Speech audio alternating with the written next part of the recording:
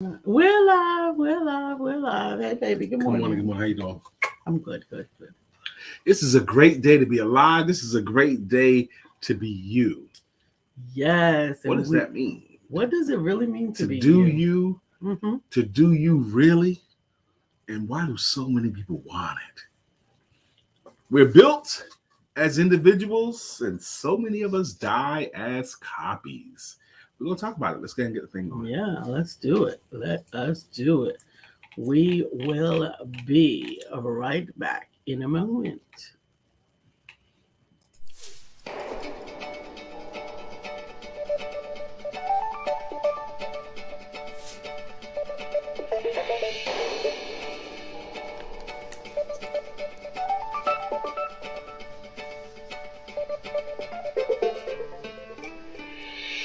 Good morning. My name is Brian McNeill. And I am Lisa Santiago McNeill. And thank you for joining us on our show, Let's Talk About It. We come to each Monday through Friday right here on the SIBN network, on iHeartRadio, YouTube, TuneIn, as well as Facebook Live. Good morning. Good morning. Good morning. Like.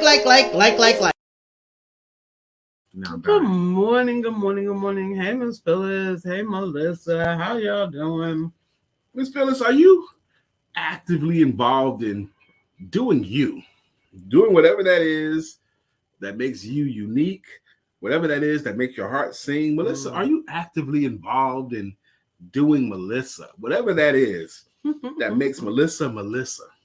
Are you doing you? Here's the interesting thing about that. To the degree that you're doing you, the more that you're doing you, the happier we are. The happier we are, to the more that we're doing what we feel is who we really are. Yeah. And I wonder how much of that we've learned to just put up with. We've all been, or many of us, I know I have been in a situation where you couldn't be all of you. You couldn't be all of you. You could be a little bit of you, but that's too much of you. Or you couldn't bring your opinions. You couldn't bring your philosophies. You kind of had to dumb it down, for lack of a better word. Dumb it down and conform to society. I made a statement right before we did the intro. We're all born individuals, but most of us die as copies because society teaches us to be like everyone else. It starts the indoctrination at home. Why can't you be like your big sister? Goes into kindergarten, sit quietly like those others, get in line and all that kind of stuff. And it does indoctrinate us. So most people die as copies of each other, even though we're born individuals. However, there seems to be a sea change. Melissa said, I am actively involved in doing myself, especially on a hump day. Sorry, y'all set me up there. Wait a minute. Don't wait. No. Good morning, Katora. Don't wait. Bless her heart. She's actively involved in doing herself, especially on a hump day. Listen. Wow. I wasn't ready. I just wasn't ready. I was trying to share it to my page, and I had to pick my head up. Wait, what did Melissa say? It's on your page. You already put it on my page? Yeah. See right there. Okay. With the title of... What title did you use? The title that you gave me. Okay. Anyway. So how are you doing you, and what part of you do you want to do more of or less of? Or I think that there's a great there's a movement right now of people who are realizing the importance of some of the things that they got to do. They forgot they weren't doing it because it was for their benefit, but they realized that it did benefit them. It allowed them to balance some things out that they were doing at home, some of that working from home situation. Because of the pandemic, hey Cassandra, good morning. Because of the pandemic, a lot of jobs went home, and it was the convenience of keeping the company going without having people worry about being infected in the office or infecting others in the office. And it actually made some people that had never had work from home experiences realize, you know what, I could do this. This helps me with my family, my childcare, with my adult care, my senior care, with my managing balance, work-life balance, and still fulfilling what they needed for the job, but also realizing, you know what, this is something that works better for me and my family. Amen. I like the topic today. I'm so happy that you're here, Katura. I'm so happy that you're here, Cassandra O'Neill. Good morning to you both. Miss Brittany Thomas, I'm so glad you're here. Miss Felicia Gardner, good morning. Beautiful people, good morning. Good morning. You know, this conversation we're having today about doing you and really doing you is this continuation of the thoughts that I've been having, and Lisa and I've been talking about the last few days about the Great Resignation in this country. We started talking about in the last 5 minutes of the show yesterday, but the Great Resignation. Did you know that in the first 7 months of this year, January through July, the first 7 months of this year, 25 million people quit their jobs in the first 7 months. 25 million people went to their employer and said, I don't want to work here anymore. I choose not to. Peace, two fingers. Okay, I'm outie. They did that. 25 million Americans. Amazing. Wow, that's a really, really high number. And then August hit, and 4 million more people in August quit their jobs. And it was reported 4 million people said, look, I'm not working here no more. And then September hit, and 4.3 million people quit their jobs. What? This is something we need to report. Now we got it on NPR and PBS and CNN and MSNBC and Fox News. They're calling it the Great Resignation. Why? Several reasons. And you probably can guess. But one of the main reasons is people are sick and tired of being unappreciated and underpaid. Mm-hmm. Unappreciated and Is that Dr. Stephanie coming in the hizzy? What's up, y'all? Good morning. And there's a lot of companies, there's a lot of businesses that are being impacted, both in the higher capacities and in the service capacities, both in the technical capacities and in the service capacities. They're being affected. Restaurants are being affected, fast food, as well as major corporations. Healthcare. Tech world, healthcare, tech world, and retail and fast food, particularly brutalized. Good morning, Brother Anthony. Anthony Whitsitt is here. Melissa, I know you're excited. Good morning, Anthony. How you doing, man? Good morning, Dr. Stephanie. Thank you so much for joining. So these industries being impacted greatly. Now they're looking to hire. I think there's a lot of good that's happening because of the Great Resignation.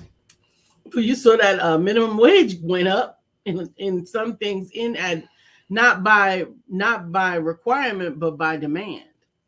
Well, minimum wage is disgusting to me, the whole concept. Okay. But we saw what was it? A McDonald's for like $21 an hour. Yeah, McDonald's is starting salary $21 an hour because they can't get anybody in there. So minimum wage means they don't care about you, period.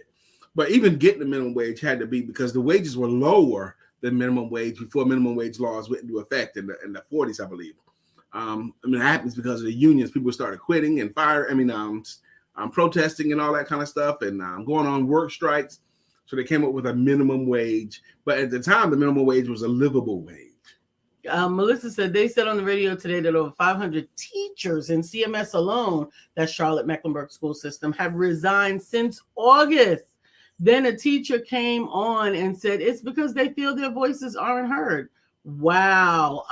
I believe that. I've seen a lot of stuff about teachers quitting because these teachers are exhausted. And they're not being heard. They're overworked. They're underpaid. Yeah. How long would I be a teacher today? I'd probably be one that quit too. Yeah. Ken Newbill says the Great Resignation is a great thing. Power to the people. Well, thank you for joining us, and thank you. What's up, Ken? How you doing, man? This morning, Brittany says $31 an hour. Dr. Stephanie said, "What? Yeah, what is right? What is right? It's all over the place." I think it's a good thing. One is going to make employers have to pay a livable wage because they have to compete. Somebody show up at a job interview with a tie on and can put together a few sentences. I gotta have that person. So what do you need? I need this much money. Okay, you got it. What else you need? Because other countries are ahead of the United States as far as how they treat the United States. Throughout Europe and France and all that, standard is 6 weeks paid vacation. Standard. Good morning, Dr. Beverly. She says, good morning, great people. We've had a shortage of teachers for the last 20 years. Well, now not only do we have a shortage of them, but the ones that are here are leaving in droves. Mm-hmm. And I'm glad you're finished because you don't have no rhyme or reason when you put. You can't hang. I can. I just know when to eat and when not to eat. When I'm eating, you talk. I can't talk by myself. You can. So it is a lot going on. And a lot of it is people are deciding what they want. And some people are deciding, you know what? I want to do my own thing. I want to live my life on my own terms. I want to have my life to have meaning. To have meaning in my life. Absolutely. Mm-hmm. And that's fair. I keep hearkening back on we're all born as individuals, but most of us die as copies. And why is that? Because we get our individuality beat out of us and we try to be like everybody else. You know? Yeah. I think Bumble is a dating app, right? And I actually saw one of their recruiters is a friend of mine on LinkedIn. Yes, I am on LinkedIn too. And the show is actually on LinkedIn too. Good morning, Arthur Lynn. But anyway, he was sharing what Bumble offers as a part of their hiring package. And it really is awesome. Like what? Can you remember examples? Yeah, I can remember examples. So they have paternity, maternity, and surrogate leave for 6 months with paid 6 months with 4 weeks flex schedule when you return. So that transition. Look at all that. That's pretty cool. that was pretty cool to me. So there was also, they have a required paid time off of 6 weeks. Required. That means you have to take it. Yeah, you can't carry it over. You have to take your 6 weeks. And then their bereavement leave was really, really remarkable too. It was something like 4 to 6 weeks bereavement for a spouse, a child, a mother. I mean, a spouse, a child, a parent, or a grandparent. And I think that it is. I think that it is so interesting how competitive they are. And I think it should be competitive, and I think it's even going to be more competitive. I even like in college sports, they have this thing now for forever. In college sports, the school could profit off the likeness and name of the athlete, but the athlete themselves cannot. So now, yeah, that's right. I mean, a college athlete could be broke, but the school could be selling their jersey in the bookstore for $90 with their name on it. And the school gets all the money. The coaches can profit. Coaches can get shoe contracts and force the players to wear the sneakers, but the kids get no money out of this deal. But now it's different, okay? They have this thing called NIL, name and image likeness. So now college players are profiting wonderfully. That's good. A lot of people are giving them money. Okay, now they can live now. It makes sense to me. Melissa said, life is too short not to do what you love. Amen. Arthur Lynette, welcome in. Good morning. She says, good morning. I'm the kid of a retired teacher. I know I couldn't do it. I would be in jail with these kids are bad as hell. Yeah, I get it. I know I couldn't do it. Arthur Lynette says, Bumble is how I met Pierre. Oh, Lord. 3 years going strong. Really? I didn't know that story. Bumble. I didn't know that story. How she met her boo. Bumble. Dr. Stephanie is laughing. You tickled her with something. Something. But anyway, it could have been Melissa's Price. Melissa Price's quote, life is too short not to do what you love. That makes sense to me.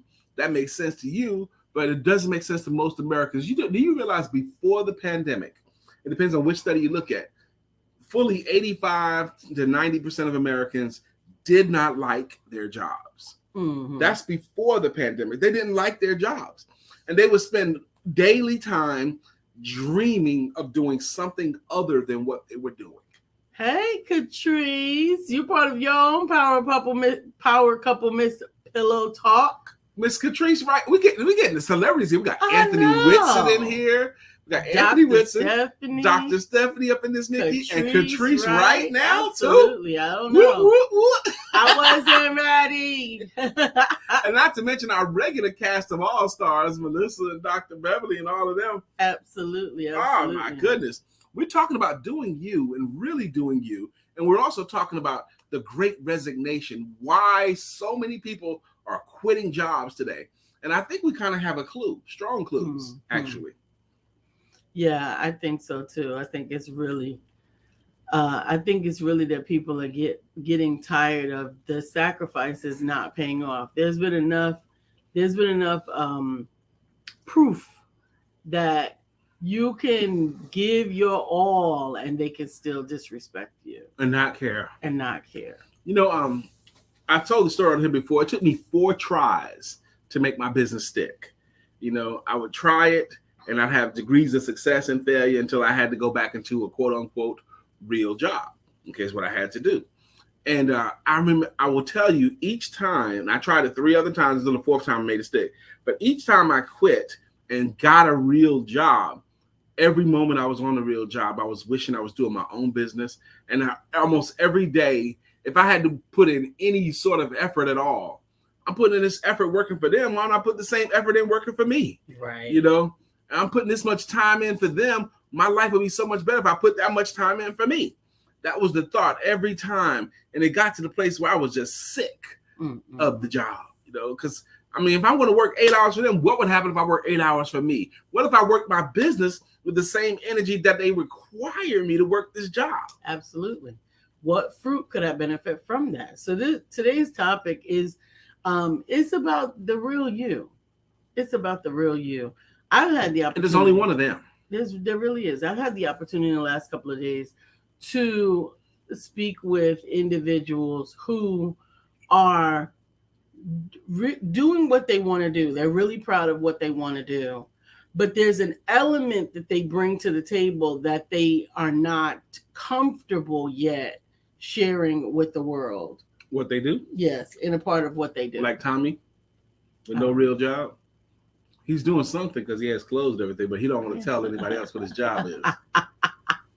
Maybe, but he could have worked for the CIA. You don't know. Yeah, he could have had a job that he wasn't proud of, but paid well. He could have had a job that he wasn't proud of that paid well. I hadn't thought about that. Yeah. I hadn't thought about that.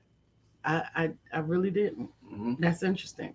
But is there something that you want to be doing or that you're finally saying, you know what, I'm going to do this?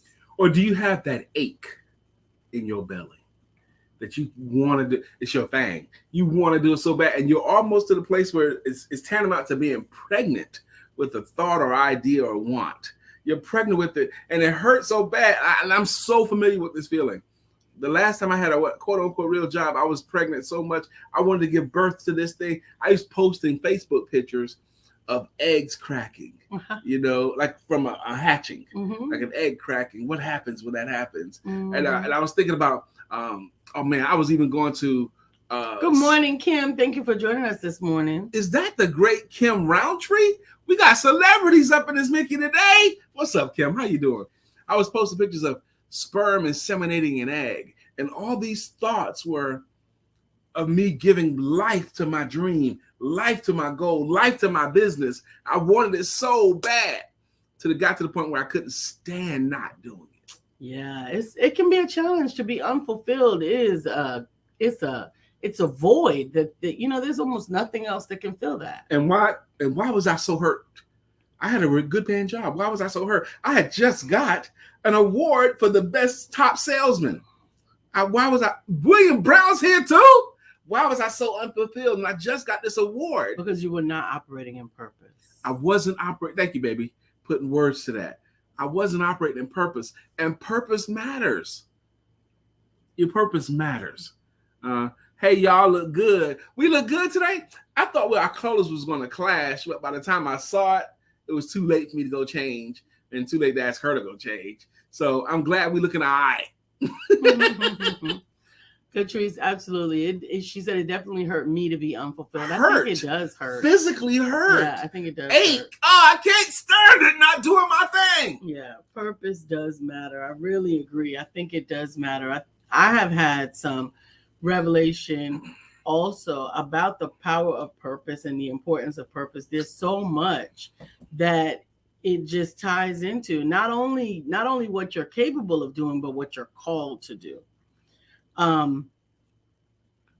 Dr. Stephanie said, I fired myself from my business and fully pivoted the focus. Yeah.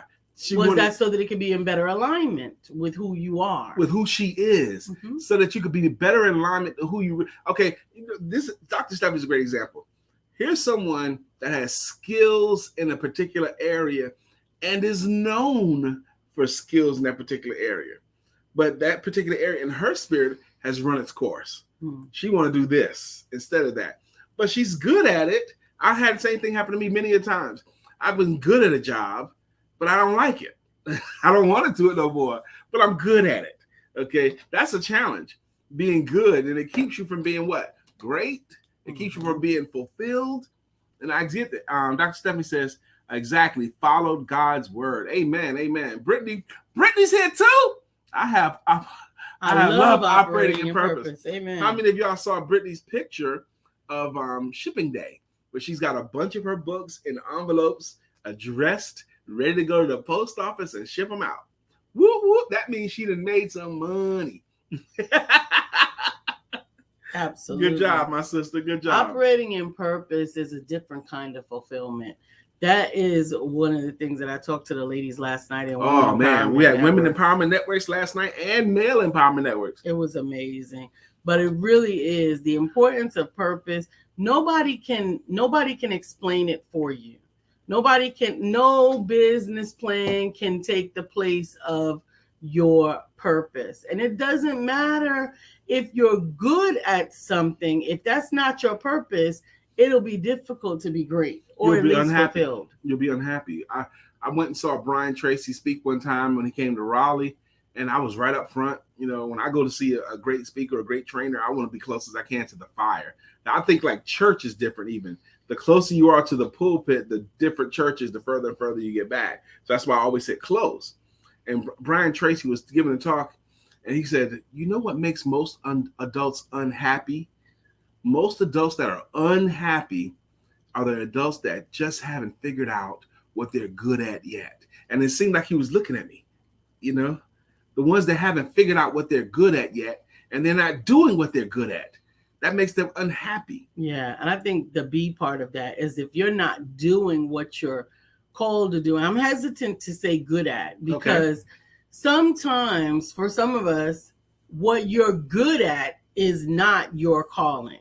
You can be good at something, a lot of things, and that is not your calling, but it's more at doing what fulfills you. There's a book I have called Do You by Russell Simmons. And I read that book at a time where I was really, really going through a lot of books fast. I was reading great books and I was going through them fast. And I saw this book, Do You by Russell Simmons, and I discounted it. I didn't think it was going to be as good as some of the other books I was reading. And it was way better than I thought it would be. Good morning, brother Kelly. Kelly. I have to reach out to you. We got Kelly Little in the house today, y'all. Come on, man. We got Kelly back in the house. We got William Brown in the house. First off, I'm so happy we got a couple of men up in here with me. Kelly says, Grand Rising to my favorite dynamic duo, Batman and Robin are here. Stop it. And the Empowerment family. The Empowerment Network family. Leave him alone. I know. I love that. William Brown says, say that again, Lisa. There's a difference between what you're good at and what you're called to do. There can be a difference. Now, sometimes there's not, but there can be a difference. Yep. Sister Kim Roundtree, she says, you know it's your purpose when you are eager to wake up and do it. Yeah. And when you can't imagine not doing it. Melissa Price, Kelly, can't you see? Somehow your words just hypnotize me. And I miss hearing your song. So she is excited that you're here, Kelly. She is excited. And those of you guys who don't know what, it's 9:24 already. Oh my gosh. What Melissa's alluding to is Kelly has been a consistent enough contributor, and he's been around us enough that he's earned himself a greeting song. Just like Melissa has a greeting song, And William Brown has a greeting song. This show right here, we've been going since 2016, Monday through Friday. Yes, we have. Since October of 2016, we've been sitting next to each other. Lisa on my left, me on her right. And this show is called Let's Talk About It. And we talk about personal conversations, business information, and spiritual inspiration. With a little bit of shenanigans thrown in. That's what we talk about on a Monday through Friday basis. We together, her name is Lisa Santiago McNeill. All of that. And he is Brian K. McNeill. That's right, Brian K. McNeill. And together we make up what's called the Empowerment Duo. That's what we call ourselves. That's what our moniker is, the Empowerment Duo. Yes, dynamic duo. As I understand why you say that, but that's really Batman and Robin, okay? But we are the Empowerment Duo. Together we have an expressed ministry. Our ministry is economic independence through entrepreneurship. That's it. Economic independence through entrepreneurship is our ministry. Now, some of you guys have been rocking with us for years. Some of you guys are consistent contributors, and we like to thank you with greeting songs and greeting logos, and we're going to do that in about 10 minutes. Yes. Author says, I'm moving now. It's a little scary, but I know what's been given me. So I have to keep moving forward no matter what. I love to talk. I think she's responding to somebody else, and I didn't see where it connected. But Author Lynette, I reached out to you last night. You've been on my mind the last couple of days, so I'm grateful that. Well, she is moving. She's doing some things. I'm not sure she's moving physically or making things happen. Yeah, it might be both. It could be both of them. BOFFVM. Both of them. Both of them. That's a good Scrabble word. Put it down. Absolutely, absolutely, absolutely. I am doing you.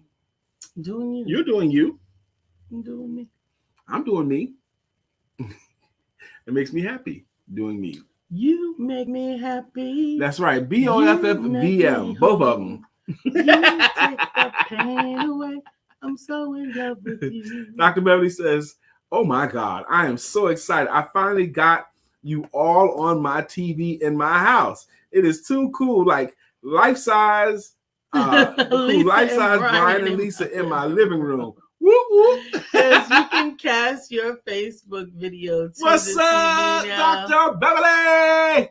We're going to sing your song in your house, girl, in your living room. We're going to do your greeting logo today in your living room. Hilarious. Just think about all the cool technology we have now. Dr. Beverly, you have to take a picture. I think I tickled Sir Charles when I showed him the video of his show on my TV, the big video. Mm-hmm. So I would love to see it as well. Sir Charles did a listening party, an album. Some music that he released. And we had, who was that? Dr. Deborah was at our home, and Amy Anderson, Lisa and I, and we had it on the screen.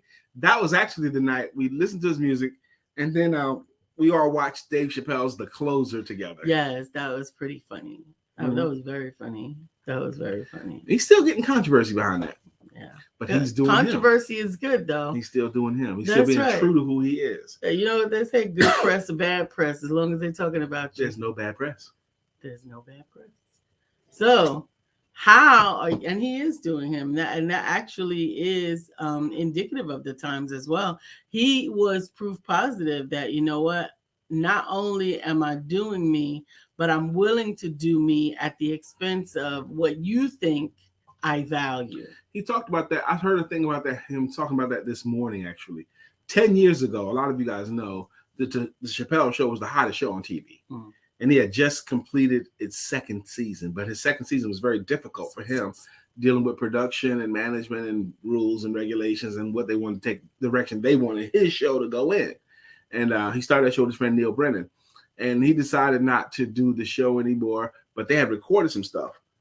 And he didn't want them to do the show anymore because he had a couple of problems with a couple of bits.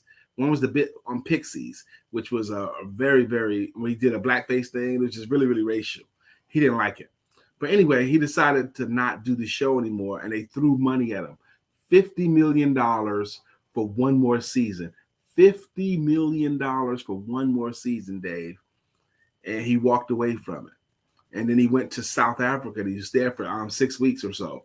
But he stayed away for a long time. And he had to listen to people talk about him. They said he was on crack, that he was going crazy, that he was this and that, and he couldn't defend himself. And he stayed away from the limelight long enough. So he went back to comedy for the right reasons, what he said. I went back to comedy because I love doing comedy. I was going to cities and actually getting a chance to spend time in the city. Mm-hmm. But anyway, now he's back bigger and better. I know we way behind the comments. It's okay, honey. It's okay. We only missed two comments. Arthur Lynette says, it's been both. God has been good to me. I didn't really think I could handle it. But with the testimonials from everybody, I keep going. I'm sure that has something to do with voice to talk. I can handle it. Great support team. And thank you, Lisa. I appreciate you. Amen. Sister Felicia Gardner says, working from home has given me more freedom and time to work finally with my own business, while also having more time with my family. There's too many pluses. Yeah, and a lot of it. So some of the companies were like saying, "Oh well," but that's taking away time from working. But it's really not. It's a lot of it is now you don't have the commute. There's a lot of time that you're getting back because you are able to work from home. How much time do you save just commuting? Your lunchtime, you can do things for your household. The commute time, you can study or you can do something for your business. There's so many benefits to it. I saw a special. I did a lot of research on YouTube and Google about the Great Resignation, and there were so many people saying things like, even when we were working at home during the pandemic, they quit their jobs since then, but they were working at home during the pandemic, and the employers didn't respect them. They were saying things like, "I have my children at home." And I was like, the employee said, "I was trying to call you while I was feeding my baby, or I was doing such and such, and I got back to work when I could." Well, I don't understand. They didn't understand that you have to take care of the kids, even though you're at home. And they found that disrespectful. I would have found it disrespectful too. Yeah, absolutely. I think it is. I think that there needs to be balance. I actually saw a post from a manager. I guess she was promoting her positive reinforcement because there was a whole lot of, I do not mind if you call me back after you finish working with your kids. I do mind if you rush the time with your children so that you can handle some business at work. So she was kind of playing it the other way around. Mm-hmm. She was indicating that balance is important to her.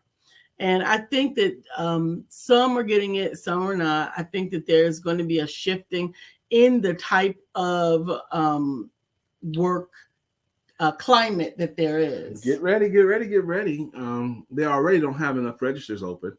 They're already steering you and training you to ring up your own stuff. Okay. There may come a day where they never have anybody there at the register. You have to do all of it yourself.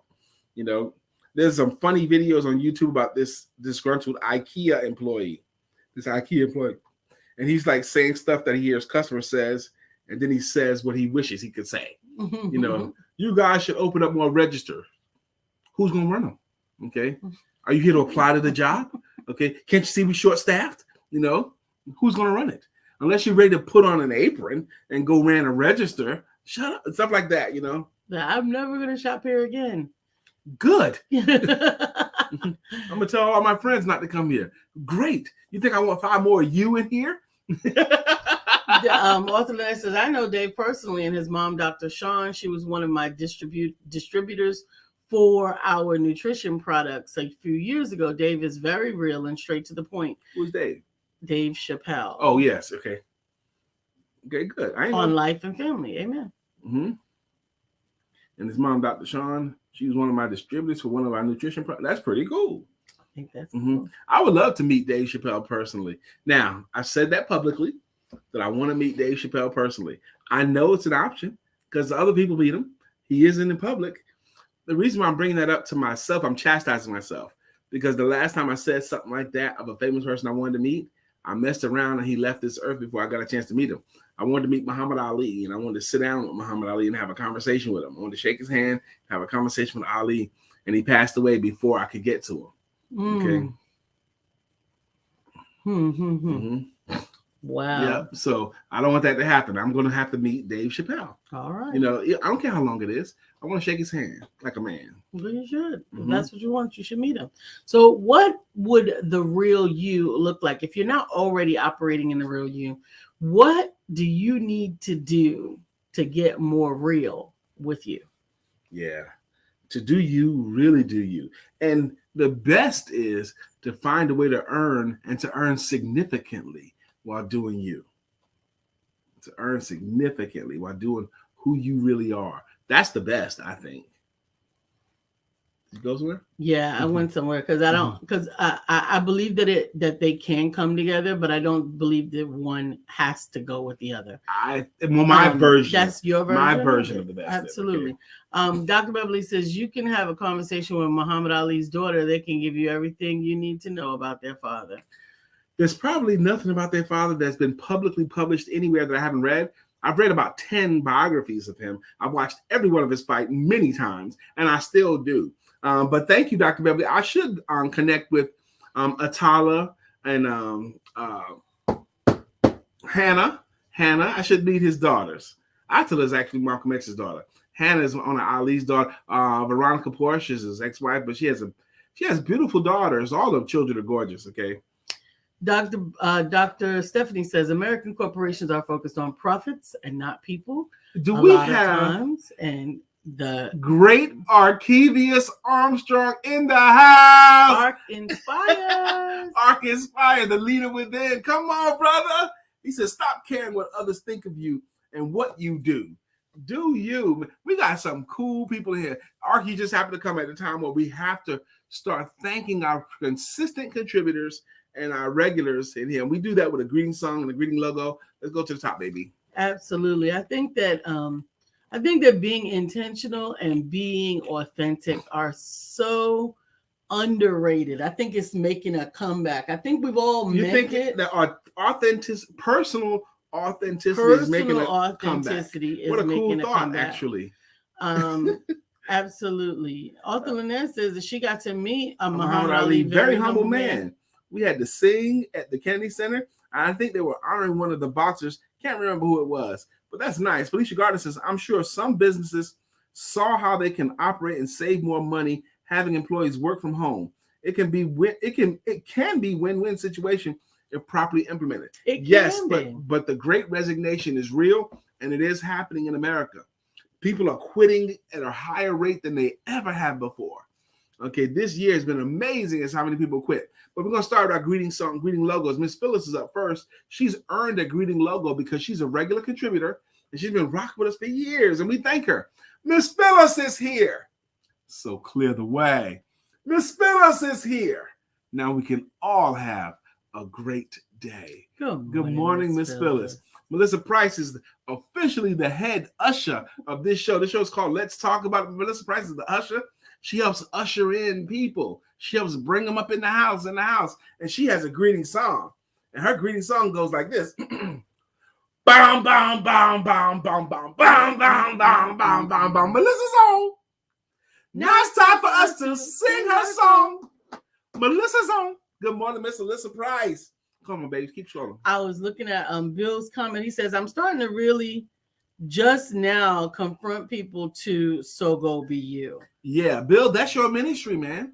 Tell them to go be you. Go be you. Absolutely. It's so important. Miss Katura Green is here.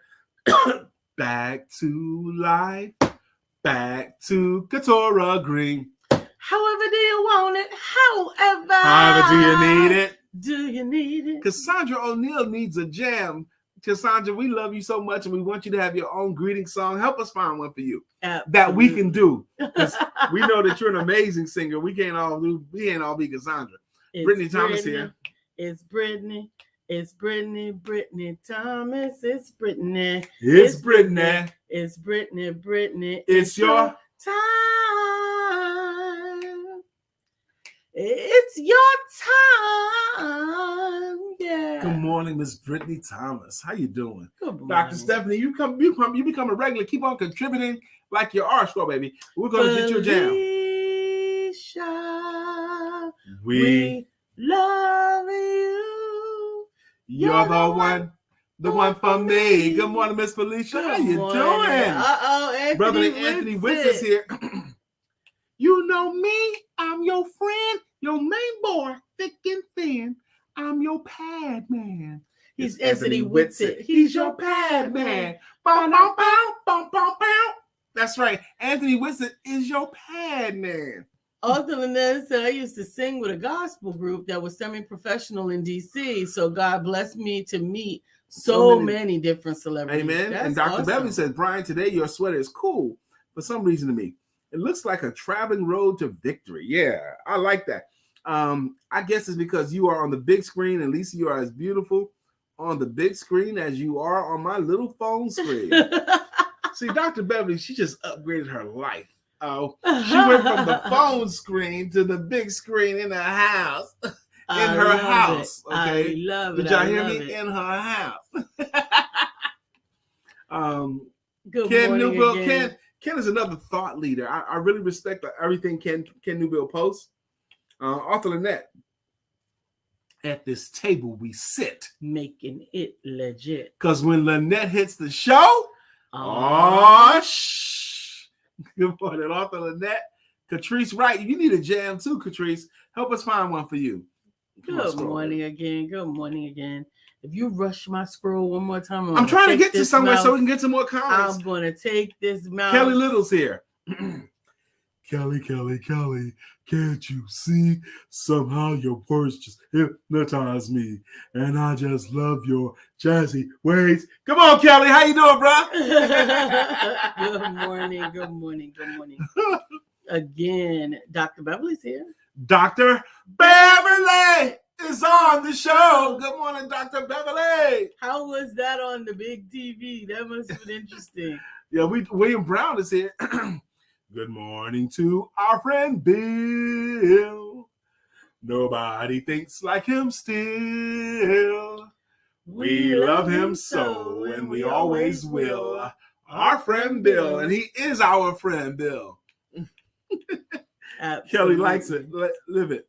Oh, that's right. Did this everybody? Cool. So you got through them all. Okay, so if this is your first time here, y'all was wondering what the heck are they doing? We are thanking our consistent contributors, and we are thanking our people that have been rocking with us for years. That's what we was just doing. But back to the lecture at hand. Stephanie Morris is here. Good morning, Stephanie. She said soon the whole hour will only be this song. We don't want that, but Stephanie has a jam too. That's Let's do right. it. Stephanie. Life has new meaning to me. There is beauty up above and things we never take notice of. You wake up and Stephanie, you're in love. Ooh, ooh, ooh. Now, Brittany, I do believe that I sang your song. We did do her song. We didn't skip it. And Stephanie says, Brittany, we heard your song. That's right. We did do your song. We did not skip it. Sorry about that, Lisa. What I wanted to say is I'm starting to really get how confrontational it is to invite people to go be you. Is it? Many of us are comfortable with being what others want or need us to be. We're all born individuals, and most of us die as copies, Bill. Yeah. That's what that is. Well, I'm going to tell you where that comfort comes from. That comfort comes from sometimes not being willing to be vulnerable. That we're afraid of what people will think, believe, or presume about us if they knew who we really were. Let me tell you, that is one of the major benefits of male empowerment networks. Male empowerment networks, we meet on the first Tuesday and the third Tuesday of each calendar month. Last night was the third Tuesday of this month. And we had such a great time with the men, and the transparency level last night, baby. Each man, we were willing to because you don't know, man, so many men are hurting. I'm telling you guys, there are men that are going through some hurts that they don't get a chance to tell to anybody else until they get to the safety of the men's circle. And sometimes it is exactly that. Stephanie says people pleasers adjust to whatever everybody wants them to be, and sometimes they're not intentional. So this is just a side thought, right? Sometimes people pleasers do not even realize that they are people pleasing. There are some people that do not people accept pleasing, themselves. Yeah, right? That they are people please. There are some people that do people please as a way to manipulate relationships, as a way to manipulate people, right? But then there is also people pleasing that is born out of a limiting belief that you're simply not enough. Wow. And when Lisa you believe it's born out of a limiting belief. That you're simply not enough. Born out of a limiting belief. What? That you're simply not enough. And that if they really saw who you were, and if they really heard what you believe, they would discount you out of hand, and you wouldn't have any value. A popular title for that, or that arena, is called Imposter Syndrome. Yeah. What if they find out? What if they find out that I'm really just me? I think they see me in this light. So I have to do whatever I got to do so that they keep seeing me in that light, because I like that thought that they see me in that light. But what if they find that I'm really not all of that? What if they find that I really do have warts? I really am afraid of the dark. One of the earliest introductions of that imposter syndrome was in The Wizard of Oz with the wizard himself. Yeah. The wizard himself conducting and orchestrating all of these events. The man behind the curtain. While he was the man behind the curtain. Mm-hmm. And then when the curtain was drawn back, it was as if he lost his power because of how people saw him. Stephanie said, I would love to be a fly on the wall in the men's meeting. No, you won't. Okay. You'd have to be a fly that we never saw. I'm telling you, ladies, each one of you women have powers that you can't even imagine. And you have powers over men that you can't even imagine. The reason why the men's meeting is completely separated, I even had to talk to one man who had a picture of a woman in his background that throws us off. If a man can see or hear a woman in the men's meeting, if they can see or even hear, don't even have to see her, if they can hear her laughter in the hallway, it changes the transparency level. But when they get comfortable that no women can hear them and no women can see them, they get more transparent and they can get to a place of healing. Stephanie, you couldn't be in there. It wouldn't be the same meeting. We've had joint meetings, but it ain't the same as in private. It's a different type of meeting. Dr. Stephanie said, that's fantastic. Giving the men a safe place to speak truthfully is a blessing. I think it is a blessing to have that. Mm-hmm. Dr. Beverly says, people pleasers do not know that they have power in the word no. Thanks, Lisa, not realizing that my no didn't work. I found my no. I know it works, and I know it has power. Thank you again, Lisa, expressing great gratitude. And William Brown is also right. Sometimes people pleasing is just surviving. Absolutely. Which is the reason why we have the ministry that we have. Lisa's ministry before I met her was so that each woman can be economic independent enough to free herself from situations that didn't benefit her. That she had to please people. When you're in a position that you can't control your own finances, your own outcome, your own equity, oftentimes, or your own movements because of money. Oftentimes you find yourself doing things that are out of alignment from what you want, what you need, and who you are, because you have to do it to survive. And when I met her, that was her ministry. She wanted to make sure that no woman had to be in an untenable situation because she couldn't afford to live. She wanted women to know that they do have a collection of gifts, skills, and talents that they can profit from. Absolutely. This weekend, we're actually going to be covering. Yes, we are. We're going to be a part of the media for the domestic violence events. Nicole Williams is putting on, and it is important. It's important to support people. I was getting ready to say women, but we're realizing now that some men are in domestic violence situations as well, that are in oppressive conditions, that need to know that there is someone there willing to lend a helping hand. Nicole Williams, she's a domestic violence survivor. She's written poetry about it and books about it. And she's very, very excited about this conference that she's put together. But we have booked her at least 5 or 6 times for different events over the years. And she has this one poem. She always starts off, "You can buy me diamonds, and you can buy me pearls. Take me on a cruise around the world, but just don't hit your girl. And then later in the poem, she goes, he says, I love you and I will make you my wife. But if you try to leave me, I will take your life. Okay. That's her poem. Now, I've heard her say that enough times that I can remember those bits and pieces of it. But this weekend, she's going to talk about solutions. And she's hired and booked Lisa and I to be the media for that. We're going to do the interviews with people coming in and out and different vendors and all that kind of stuff because it's going to be simulcast and broadcast. So we're honored to be a part of it. We're grateful that she asked us, to do that. Absolutely. Dr. Beverly says, Stephanie, I said the same thing to Brian, but Father Brian rebuked me and put me in my place. What are you talking about? Lovingly. She talked about what Stephanie said. I wish I could be a fly on the wall. Oh, yeah. I understand girl time, girl talk, and now I get it. Guys need their time as well so that they can talk and be strengthened by each other. And that is exactly right. And I'm so blessed to have a wife that understands that.